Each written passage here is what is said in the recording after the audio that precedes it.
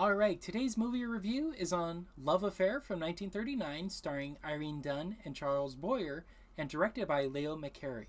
So, some essential movie details about this film. From IMDb, in 1957, director Leo McCarey remade this movie as An Affair to Remember in 1957, starring Cary Grant and Deborah Kerr. And another detail about that, Cary Grant and Irene Dunne actually did a film together called The Awful Truth in 1937. That's a film I've talked about a lot on this show that I reviewed a couple of years ago, and I highly recommend checking it out. It's really funny. And another detail, according to Irene Dunne and Charles Boyer, this was their favorite movie they ever did amongst their entire filmography. So I think that's pretty cool and interesting that they really loved this specific movie. And so with that, let's get into my thoughts on the plot. So the plot, I gave it a 4.5 out of 5. I love this plot.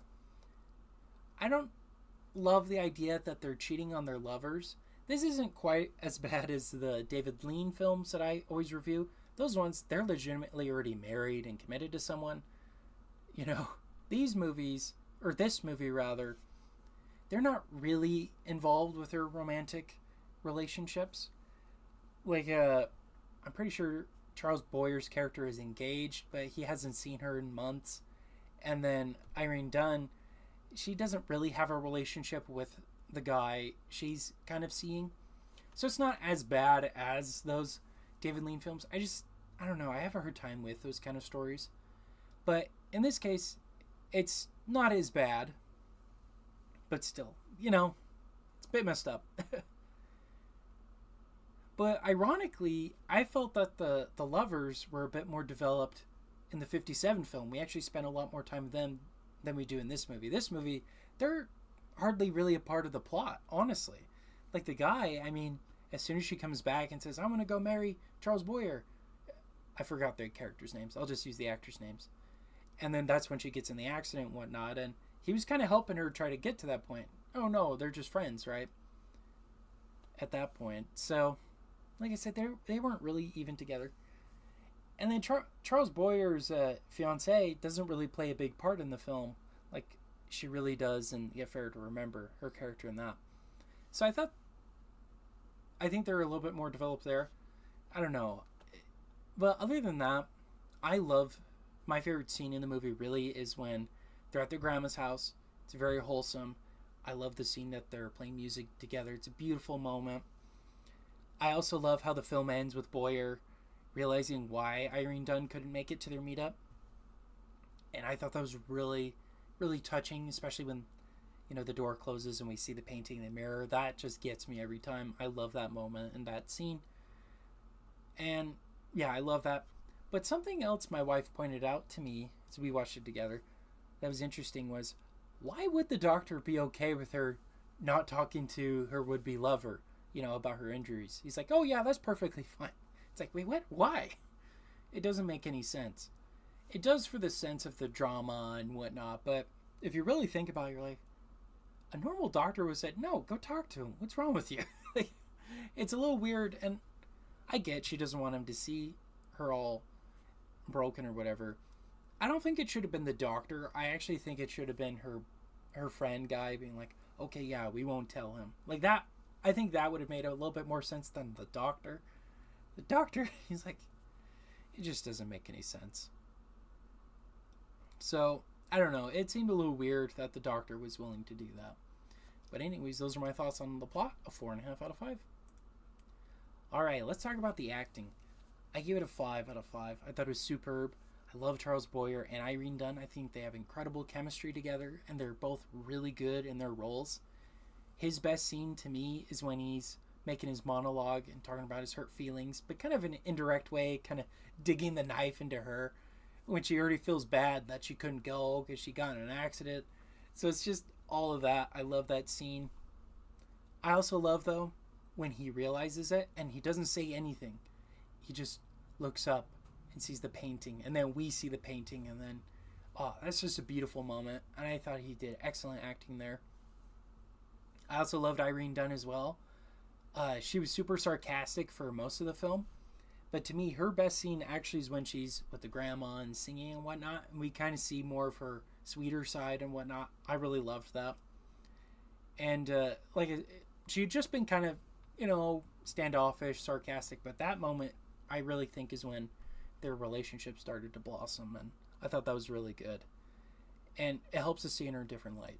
So 5 out of 5 all across the board. All the other actors were okay too. I always like that. I don't remember her name, but the actress for the grandma, she's always really good in movies she's in. She's also in, she was in that Christmas movie I watched last year. Remember the Night or something like that. I can't remember that. I wish I remembered the name of it. It's basically like the Scrooge storyline, but yeah, all around great cast, and especially Charles Boyer and Irene Dunne. They're incredible. All right, let's move on to directing. Directing, I gave a 5 out of 5. It was so good. He did so good here, Leo McCarey.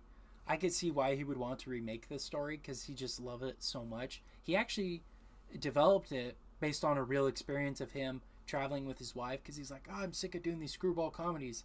She's like, well, why don't you think about it? Let's go on vacation. And then during that, he's like, hey, why don't I make a story about a vacation? About two lovers who've kind of already committed to others, but they fall in love on a boat, right? So it's basically his idea, and then he had Mildred Cram develop the script and whatnot, and together they created the storyline. But yeah, I thought he did really good with that aspect. He also did really good with the cinematography and us feeling the drama and, the will they, won't they, and them just, I wouldn't say lovers quarrel, more so that he felt betrayed by her. And especially when he's, sitting on top of the Empire State Building, we feel kind of the tension with him, especially when at the very last moment, the guard or whatever is like, you going down? He's like, yeah. And you could just tell he's so pissed. I love that. I think Leo McCarey did a really good job of conveying that hurt in that moment without having to say anything, really. So, really good directing, 5 out of 5. All right, cinematography and special effects, I gave it a 4.5 out of 5. I thought it was really good. Especially the last scene, like I keep mentioning, the reveal of the painting. Because we see his reaction, like, and then we're like, what's he looking at? And then the door opens and shows a mirror, and there's a mirror on the door, and it shows the painting. And I just loved how clever that was. There's a couple other clever scenes like that too. But all around, it's really good. I also like the scenes when they're on the boat. They're really cool too. It does feel a little limited. I mean, compare it to An Affair to Remember. You kind of feel like you're really in New York City. This one feels more like a stage, especially when they're in the grandma's house. But honestly, if you compare the cinematography in this movie to An Affair to Remember, now keep in mind, it's the same director. He remade the same movie. It almost feels shot for shot the same. I was like, I've seen this scene already. It's like, oh yeah, because I watched the remake. So that was pretty interesting too. But anyways, really good camera work, especially this scene right here when they're talking about, okay, we'll meet each other in 6 months. And they're like, where should we meet? And then in the background is the Empire State, and it's like shining. You're like, that's it. That's where we'll meet. The tallest building in the world at that point. So that was a really cool moment. 4.5 out of 5. All right, the music. I also gave a 5 out of 5. I thought it was great. I love the scene where Irene Dunne is singing. Beautiful, beautiful moment. We kind of see a different light on her. And even when she's singing in the club, you can feel the pain of her and whatnot. I love that. I also love the scenes with the kid choir. Beautiful, beautiful singing around. All around, really good music. The score itself is just okay. Not really memorable, but the kids singing and her singing, I don't know if it really is her. It could be, like happened a lot. They'd hire someone else to sing, but I digress. It's really good music. I really liked it. 5 out of 5. Really makes you feel emotions and whatnot, which I don't usually feel. I'm kind of a robot, but the music was really good here, and I really appreciated it. Alright, so tallying that all up, that brings my Letterboxd score to 4.8 out of 5, which I'm rounding to a 5 out of 5.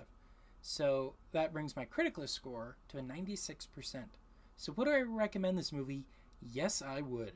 especially if you've seen Sleepless in Seattle and An Affair to Remember.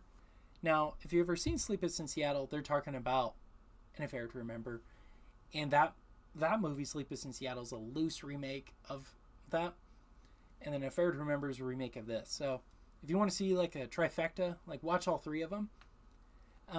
They're not exactly the same, but I think it's interesting to see kind of how over the years the differences in filmmaking and romance stories in general and whatnot.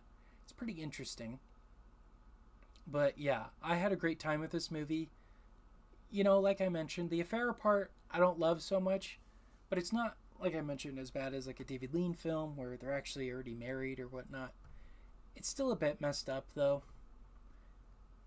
They don't really address it either. I don't know. I'm not the biggest fan of stories like that, but this movie worked for me despite all of that. All right, well, those are my thoughts on Love Affair from 1939 from director Leo McCarey.